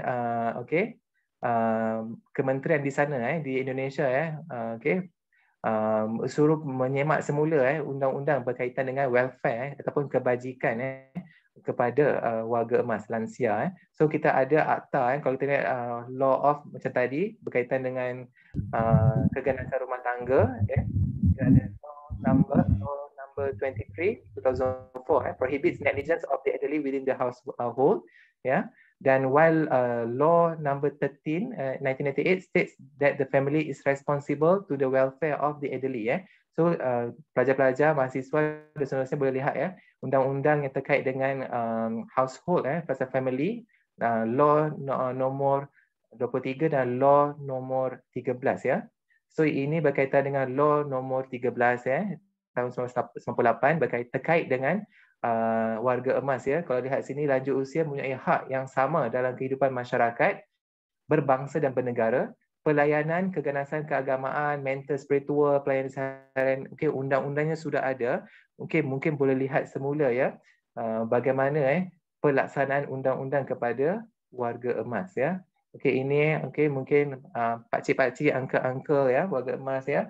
So mereka bekerja ya untuk menarung ya untuk mendapatkan wang financial Okey, so dari segi kesimpulan memandangkan jumlah peratusan penduduk warga emas semakin meningkat dari masa ke masa, so kerajaan Malaysia telah mengambil langkah untuk membantu warga emas So mungkin di Malaysia perlu adanya akta yang spesifik berkaitan dengan elderly berkaitan dengan lansia.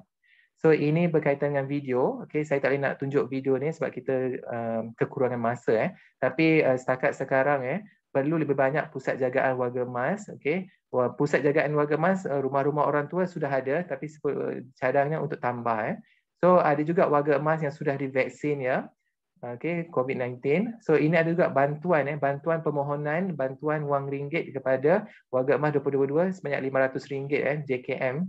So ini antaranya 7 anak enggan pelihara lelaki uzur buang bapa tepi masjid yang just membuang bapanya di tepi masjid sejuk kejam. Okey, jurutera tanggang buang bapa nyanyuk nyanyuk ni Alzheimer diteruk pada demensia di pusat jagaan dia biarkan anak bapanya yang sudah nyanyuk yang sudah Alzheimer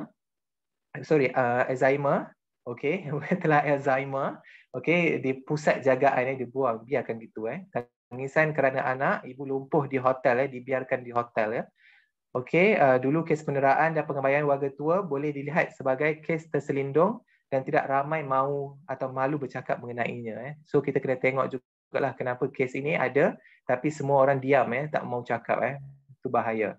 So akta bagi warga tua di Malaysia perlu ada Jika kita lihat negara-negara lain sudah ada, di Amerika Syarikat pun akta warga tua ada, Older Americans Act. Di Jepun, di Jepang pun ada. So kita ada the basic law on the measures for the aging society, law nomor 129 1995.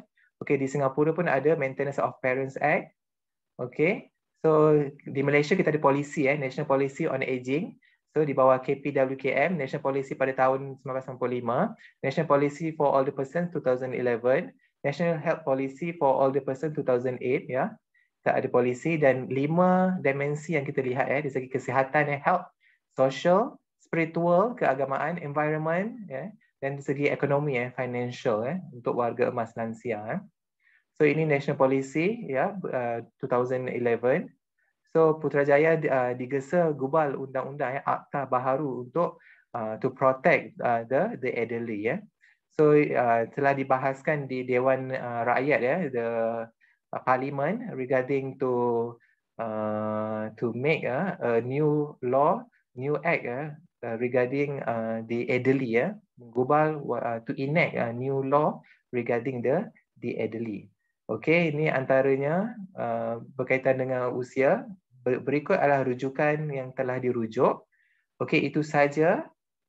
Terima kasih diucapkan kepada pihak penganjur Universitas Gajah Mada Ilmu Hukum kerana sudi meluangkan masa selama kurang lebih kita bermula tadi 3.30 waktu Jakarta, Indonesia, dan sehingga sekarang. Saya harap jika ada apa-apa persoalan yang ingin dikemukakan, silakan, dan saya kembalikan ceramah ataupun diskusi pada hari ini kepada moderator Dr. Diah Permata. Over to you, Dr. Baik, terima kasih Dr. Zamri atas presentasinya yang luar biasa, menarik nih, menjadi ilmu baru buat kita bersama terkait dengan undang-undang usia lanjut di Malaysia. Ternyata memang tidak ada Jadi memang ada beberapa undang-undang yang mengatur yang ada di Malaysia, tetapi kekhususan untuk mengatur mengenai penjagaan warga emas itu sampai saat ini belum ada. Kemudian ada beberapa undang-undang yang bisa mengkaitkan dengan bahan itu. Baik, sebelumnya mungkin akan sedikit saya sampaikan terkait dengan hasil dari kesimpulan tadi yang sudah disampaikan oleh Dr. Zamri tadi ya, bahwa di Malaysia itu disebut sebagai warga emas itu apabila berusia di atas 65 tahun ya. Kemudian juga kalau misalkan dia sebagai warga emas itu juga perlu ada pendampingan ya jika melakukan perjalanan, kemudian melakukan aktivitas atau apapun ya oleh pihak keluarganya ya. Kemudian di Malaysia itu cukup banyak ya terkait dengan adanya semacam pengabaian oleh anak-anak dan ahli warisnya ya, kurang lebih 1 dari 10 kasus ya, 10 orang ya, itu orang tua itu diabaikan dan tidak diperhatikan ya oleh anak-anak atau keluarganya. Bahkan 5% dari mereka itu adalah tidak pernah mendapatkan bantuan ya dan keperluan hidup dari anak-anaknya. Jadi semacam diabaikan terhadap kebutuhan hidupnya oleh anak-anaknya, sekitar 5% dari jumlah warga emas di Malaysia. Nah, ini ada beberapa syarat yang memang terkait dengan terkait dengan 3 syarat tadi yang ada pada ketentuan mengenai undang-undang di Malaysia terkait dengan adanya warga emas ya. Bahkan ada beberapa undang-undang yang terkait untuk mengatur mengenai warga emas ini. Ada Akta 521 tahun 94 tentang keseksaan dan Akta Keganasan Rumah Tangga ya, ada di tahun 2012 ya. Jadi itu yang memang mengatur secara umum, tidak secara khusus ya, karena memang di Malaysia itu sesungguhnya mengenai ketentuan mengenai usia lanjut itu tidak ada pengaturannya khusus. Hanya mungkin di Indonesia ya berbeda ya, karena di Indonesia itu ada undang-undang tentang kesejahteraan lanjut usia ya, nomor 13 tahun 98. Baik itu mengenai kesimpulan yang saya sampaikan ya. Mungkin kita masih ada sekitar waktu kurang lebih 20 menit ya untuk mengajukan pertanyaan ya. Sementara saya akan memprioritaskan untuk pertanyaan yang langsung saja ya, langsung saja disampaikan di forum ini ya, di forum Zoom ini. Silakan untuk 3 penanya yang mungkin nanti bisa disebutkan nama ya dan NIM-nya, atau sebagai mahasiswa ataupun sebagai dosen. Silakan untuk 3 penanya, baik Bapak Ibu dosen ataupun dari rekan-rekan mahasiswa.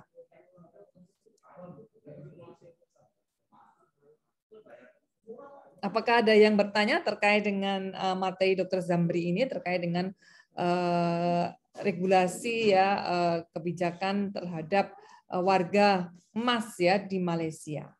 Silakan. Ada yang bertanya? Oke, raise hand ya. Mas Noprianto, silakan untuk bertanya, menghidupkan mute kameranya dan di mute ya, di unmute ya untuk audionya. Mas Noprianto, silakan. Selamat sore.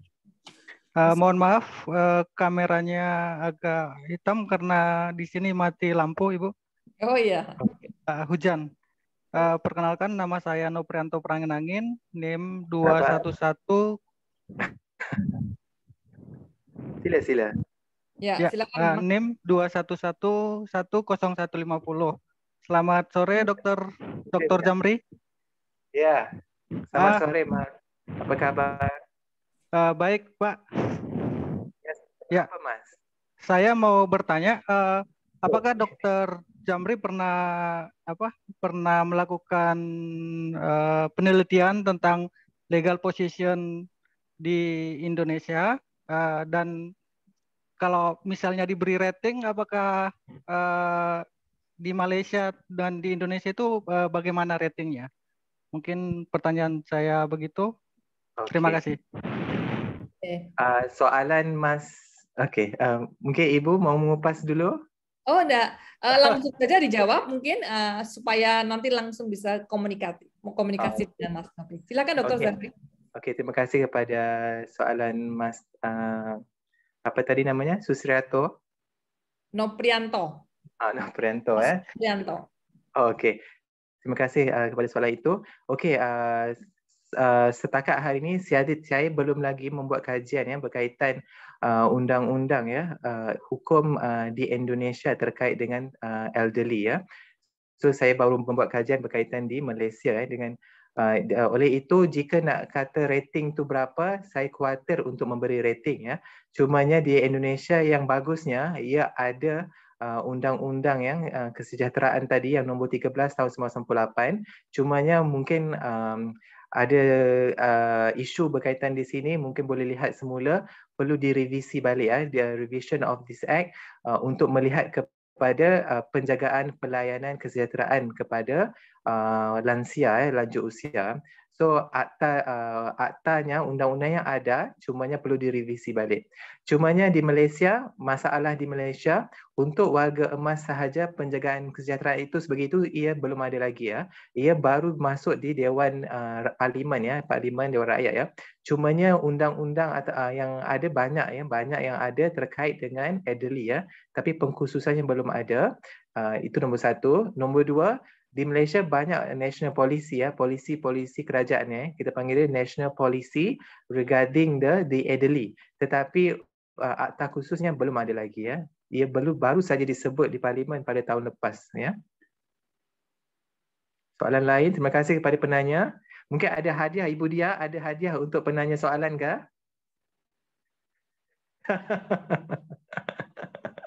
Terkejut Ibu Dia ya untuk memikirkan hadiah ya, hadiahnya ataupun ilmu nanti, ilmu yang bermanfaat. Silakan, atau tadi dirasa sudah cukup mungkin ya jawaban dari Dr. Zamri. Mas Nopri mungkin sudah paham dan sudah jelas ya.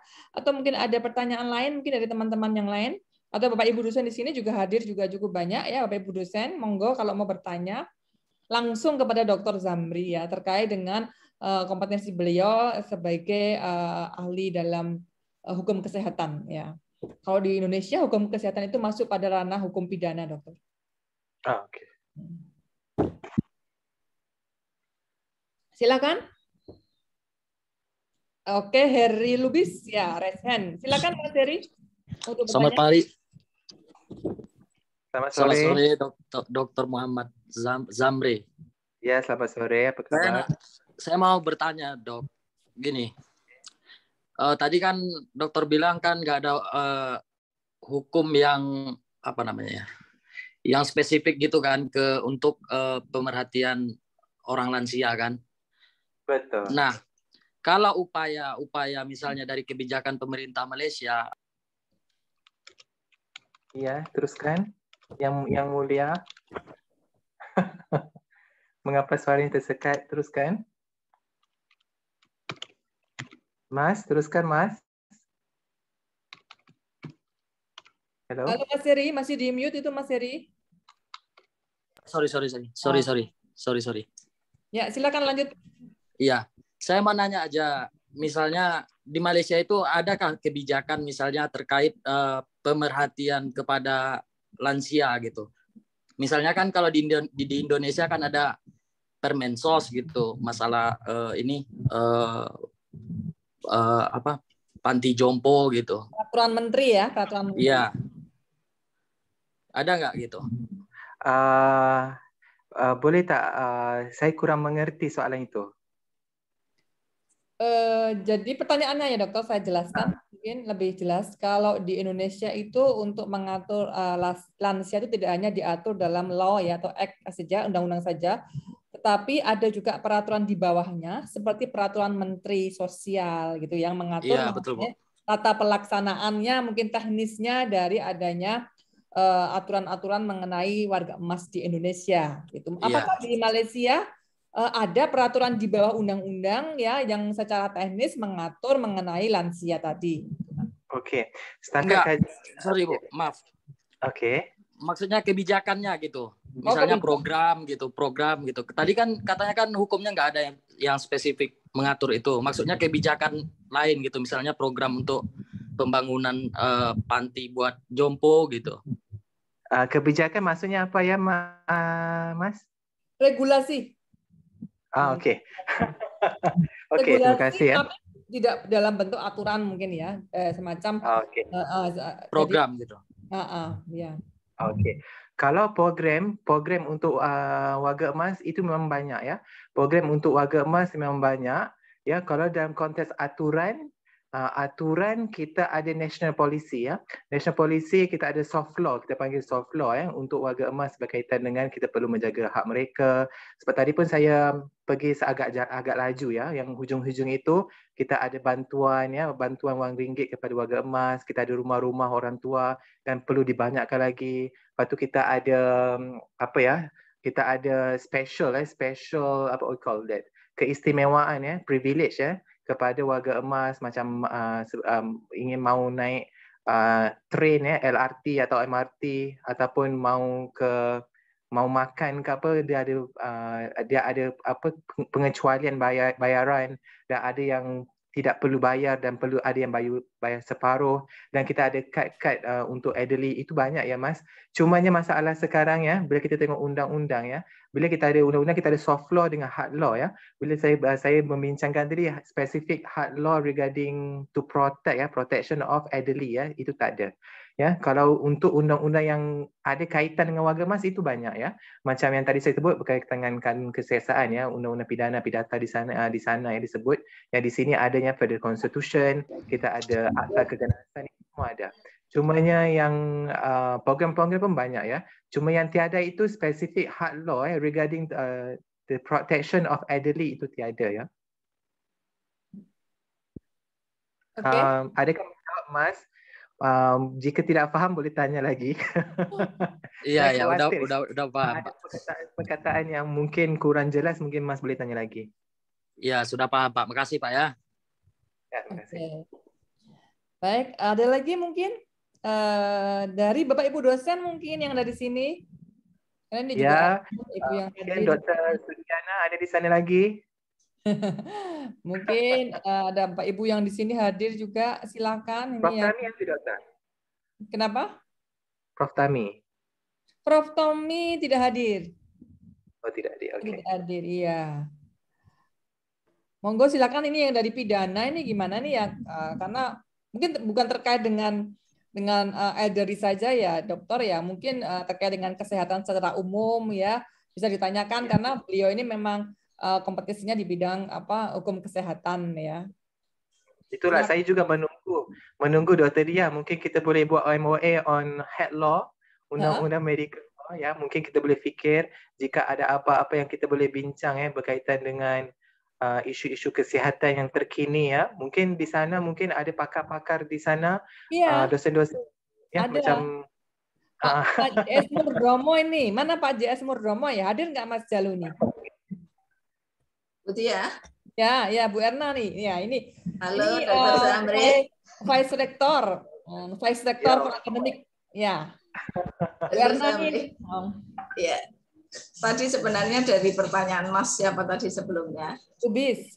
Ya, tadi kan sebenarnya ingin mengetahui juga apakah di Malaysia itu ada kementerian khusus yang menangani lansia, atau mungkin ada di bawah Kementerian Sosial, atau mungkin ada lembaga lain yang menangani lansia ini. Kayaknya seperti itu juga yang ditanyakan tadi, Dr. Zamri. Ibu Erna, kalau di Malaysia kita ada menterinya di bawah Kementerian Pembangunan Wanita, Keluarga dan Masyarakat ya. Sehingga sekarang ia dipegang oleh Datuk Sri Rina Muhammad Harun ya. So mungkin kita tunggu ya, election akan datang, mungkin menteri yang sama ataupun bagaimana. Tapi berkaitan dengan elderly ya, untuk orang tua ia di bawah Kementerian Pembangunan Wanita, Keluarga dan Masyarakat. Kemudian program untuk lansia dari kementerian itu apa, Dr. Zamri? Kalau di Malaysia antara lain banyak ya, banyak program-program untuk warga emas ya, program-program dari segi kesihatan ya, klinik kesihatan untuk kalau macam dulu, cumanya sekarang COVID ya. Bila COVID ia lebih kepada pemberian vaksin ya. Kalau macam dulu ada what we call that, macam ada bas ya, bas di sana panggil apa ya?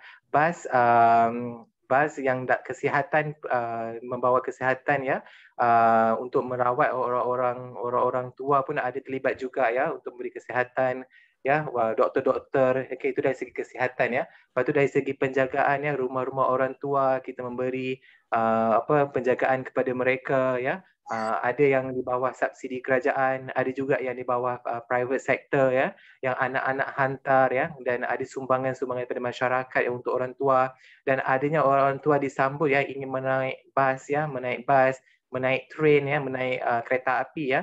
Di sini ada pelbagai ya, pelbagai bentuk kereta api, ada kereta api atas, kereta api bawah, kereta api yang macam di udara ya.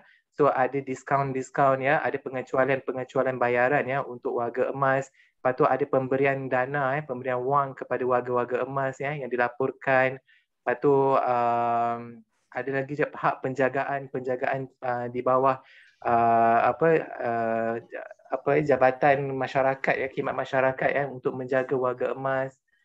Itu antara usaha-usaha kementerian ya, dan saya kira ada banyak lagi yang bukan ini saja ya, dia ada banyak lagi yang jika kita lihat di portal ya, website Kementerian Keluarga, Wanita, Keluarga dan Masyarakat ada pelbagai inisiatif ya to help to protect the elderly ya. Penjaga itu saya tertarik, penjagaan perumahan. Ini maksudnya apa nih? Dalam bentuk apa ya Pak ya? Penjagaan perumahan yang mana ya Ibu Erna? Tadi kan salah satu programnya untuk lansia tadi kan Dr. Zamri mengatakan penjagaan perumahan untuk masyarakat itu tadi. Apa saya salah tadi? Okey, yang itu maknanya mereka ada rumah-rumah ataupun rumah jagaan ya, tempat-tempat jagaan untuk orang-orang tua ya. So di situ maknanya sekarang ada ya, macam di Indonesia pun ada yang berkaitan yang Miss Agustin ada sebut tadi, di Malaysia pun banyak ya. Cumanya sekarang ingin menambah lagi ya, ingin tidak cukup ya, sebab sekarang makin lama makin ramai orang tua ya. Rumah itu perlu ditambah ya. Bila dah ada rumah dan the facility kemudahan di rumah tersebut pun perlu ditambah baik ya. Semuanya tadi saya kongsikan tadi itu berkaitan dengan perlu banyak rumah-rumah ataupun pusat-pusat jagaan ya warga emas di Malaysia untuk membantu mereka-mereka yang, sebab kadang-kadang kita tengok warga emas mungkin ada di tepi-tepi jalan ya yang kita panggil gelandangan ya, di tepi-tepi jalan, kesian mereka tak ada orang jaga. So kalau ada penyakit mau tidur, mau makan ya, mau mangan opo, semua ada masalah. So siapa mau jaga? So kerajaan jaga ya. Okay. Kalau di Indonesia mungkin seperti panti jompo ya. Iya, kayaknya gitu. Ya. Oke, mungkin di Indonesia mungkin boleh kongsikan sikit berkaitan dengan kementerian di sana yang menjaga hak-hak lansia di sana. Menteri Sosial ya, Kementerian Sosial. Okay. Setahu saya, tapi mungkin ada lagi yang terkait kolaborasi juga sama Menteri Kesehatan ya.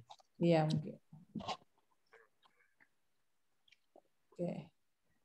Oke, berarti tadi ada yang resen ya. Oh, udah nggak ada lagi yang resen. Berarti mungkin sudah jelas semua ya apa yang disampaikan oleh Dr. Zamri ya terkait ini materi ini. Oke. Cumanya jangan lupa ya isi borang itu presensi Stadium General ya. Oke. Mau isi borang itu. Masih ada waktu. Ya, ini sudah ada itu, sudah sampai ya untuk yang isi langsung sertifikatnya sudah sampai ke email masing-masing. Ada lagi mungkin yang mau bertanya? Kalau tidak mungkin kita cukupkan saja Dr. Zamri ya.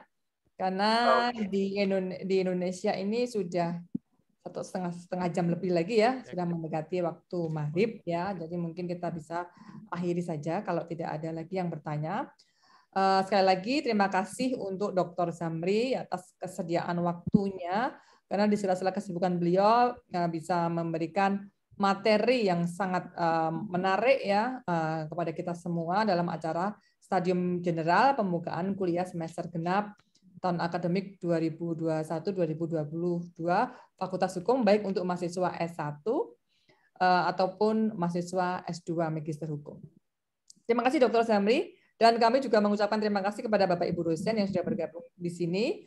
Kemudian juga kepada rekan-rekan mahasiswa dan juga panitia yang ada di sini yang sudah menyukseskan acara Stadium General pada sore hari ini. Baik, kita akhiri secara resmi. Terima kasih, saya selaku moderator mohon maaf sekiranya ada salah dan ada kekurangan dalam memandu acara pada sore hari ini. Saya kembalikan waktunya kepada MC pembawa acara Mbak Agustin. Terima kasih Mbak Agustin. Ya, terima kasih Bu Dia, terima kasih Dr. Zamri atas waktu dan ilmunya yang sangat bermanfaat hari ini. Semoga ilmu yang udah dipaparkan tadi bisa bermanfaat untuk teman-teman dan adanya Stadium General ini bisa bikin teman-teman yang minggu depan udah mulai kuliah jadi makin semangat. Oke, terima kasih. Saya mewakili seluruh panitia yang bertugas mengucapkan terima kasih banyak dan mohon maaf yang sebesar-besarnya kalau ada salah kata atau perbuatan. Selamat sore teman-teman, stay safe dan tetap semangat. Assalamualaikum warahmatullahi wabarakatuh. Waalaikumsalam warahmatullahi wabarakatuh. Terima kasih Dr. Zamri. Terima kasih.